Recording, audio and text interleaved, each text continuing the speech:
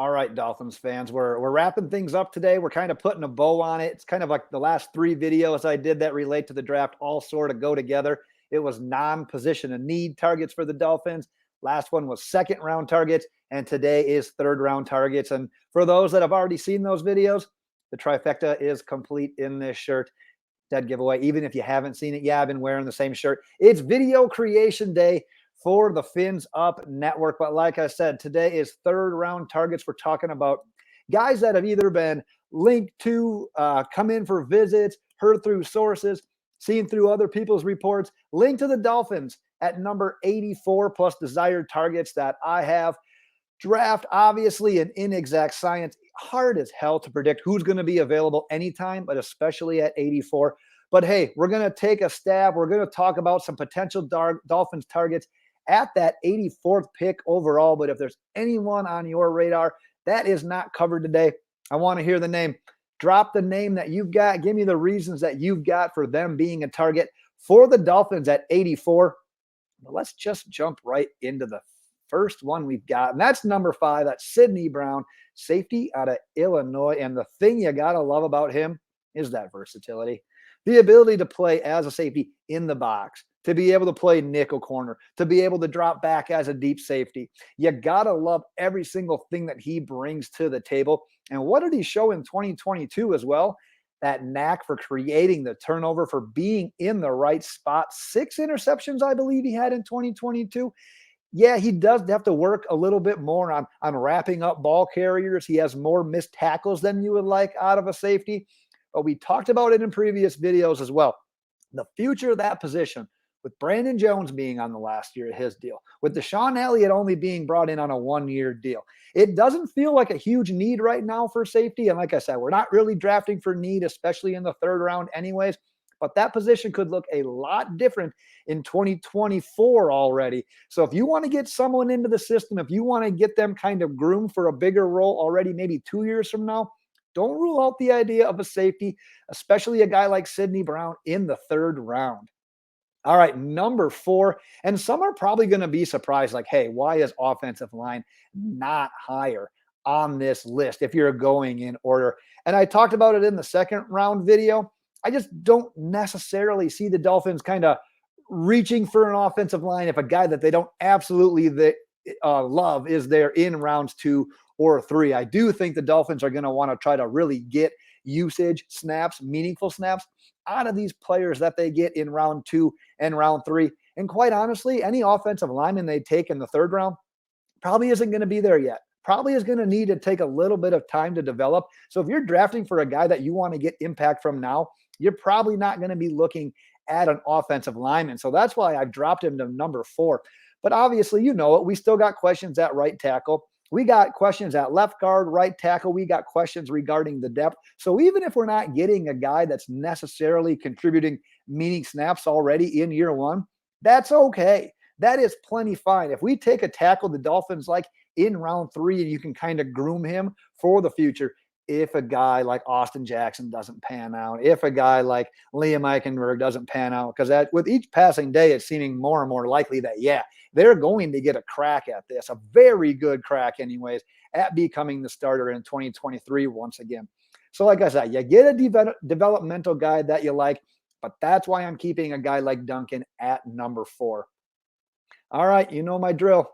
This is my first of back-to-back cheating for my top 5 lift, just like I did in the previous video when talking second round targets. But I talked about it then too. This cornerback class is deep. It's quality. I really like a lot of the prospects. And if we pass on one of those guys in the second round, there are going to be good prospects available at this position in round 3. And if you're looking at Jaelyn Jones and Eli Ricks, kind of just in general, what do they got? They got size. They're bigger guys. They've got that versatility, that ability to play both man and zone coverage. And what did we talk about in the non-positions of need video? It's getting a guy that can be your next boundary cornerback after a guy like Howard or after a guy like Ramsey ends up moving on, because cornerbacks don't age well. We're looking at a guy that's going to be 29, another one that's going to be at 30. And yeah, I have no qualms about them right now. We're in win now mode. It's great. I love the fact that we have those two guys. But if best player available is the way you want to approach this draft, And if you want to bring in a cornerback to learn behind those guys, perfect time with how good and how deep this class is. Because like I said, you're going to get some guys that are probably second round caliber talents that fall from that position into the third round. I like Jaylon Jones. I think he can have a long career ahead of him. And I like Eli Ricks with his ability out of Bama as well. And like I said, I cheated twice. This is my final cheat of this video, I promise. But this is another position, the position of linebacker, where I think there will be quality options available in rounds 2 and 3. And selfishly, I sort of hope that if we're targeting a linebacker, that we pass on one in round 2 or even trade back or land one in rounds 3 or 4, because there are some guys that I like in that round. And these two are two of them. Daiyan, Henley, DeMarvion, Overshown. Now, they're both kind of have a couple of similarities, with the primary one being it's not their original position.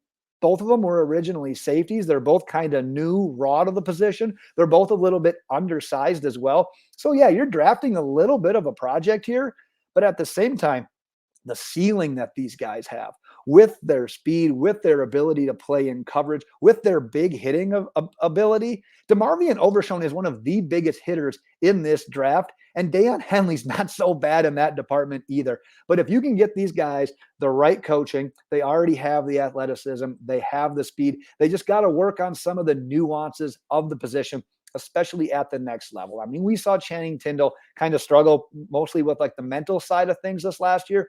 There's a chance you can potentially be repeating that with a guy like Henley or Overshown. But at the same time, imagine if Tindall works out, and imagine if you got David Long now, and imagine if one of these guys gets drafted and they can continue to learn and develop and maybe not be a huge contributor already in 2023, but what you might have in that position for 2024 and beyond, a position that's kind of considered more so a weakness on this defense right now. You could be building something special if one of these guys hits, and as long as Channing Tindall can kind of hit as well at the same time.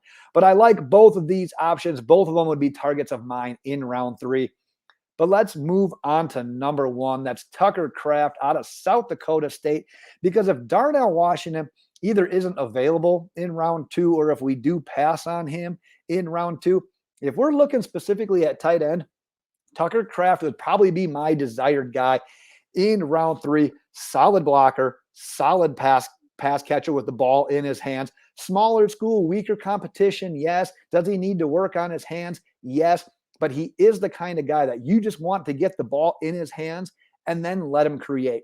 We looked at what we had with Mike Gesicki. It was a jump ball kind of guy, a red zone kind of guy, didn't provide you much after the catch. Well, Tucker Kraft he's not necessarily the best jump ball guy, but he's the guy that can get some separation and can run a decent route tree, and you can get the ball in his hands and then let him create from there. So a little something different, a guy that can create in space like what Mike McDaniel would want. And yes, I talk about contributing already in year 1. Darnell Washington is the tight end that can absolutely do that. Tucker Kraft can probably do that to an extent, not to the extent that Darnell Washington can or would, but I still like his opportunity to not only contribute in year 1, but to evolve into the future of the position, especially in year 2 and beyond. But those are the targets that I've got for the Dolphins in round 3. Like I said, if you've got targets on your mind that did not make today's list, go ahead, drop them in the comments. Let's carry on the convo there. But until next time, Dolphins fans, fins up.